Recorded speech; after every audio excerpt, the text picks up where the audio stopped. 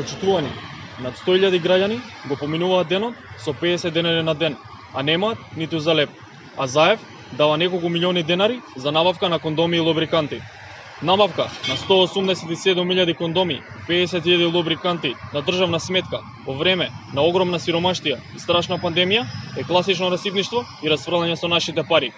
Владата ќе потроши неколку милиони денари за набавка на кондоми и лубриканти, а нема ниту денар за компјутери или брз интернет за децата кои ќе мора наставата да ја следат од дома, а кои дел од нив немаат за компјутери, а дел немаат брз интернет.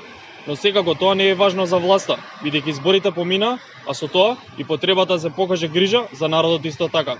Функционерите во зградата зад мене мислат дека се обезбедиле 4 години мандат со високи плати, големи привилегии и моќ, и со тоа автоматски можат да прават што сакаат.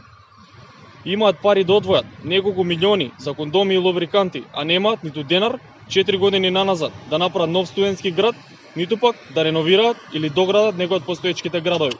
Се даваат милиони денари за кондоми и лубриканти, а дел од учениците, како од основните, така и средните училишта, немаат учебници, ниту електронски, ниту печатени. Владата е расипничка и не се грижи за нас, учениците, студентите, граѓаните воопшто. 40.000 наши сограѓани останаа без работа поради пандемијата од коронавирусот и неспособноста на власта да ги зачува нивните работни места. Тоа се 40.000 граѓани, односно наши родители, браќа, сестри, познаници. Во 40.000 семејства мака се мачи како да се помине месецот, а некои деца страдаат и за леп.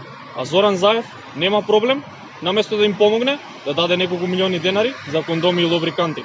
Во Македонија имаме 17.000 заболени од коронавирусот досега и во ек на пандемија фалеа маски, ракавици, дезинфициенци, а немаше ниту тестови, па се примаа донации.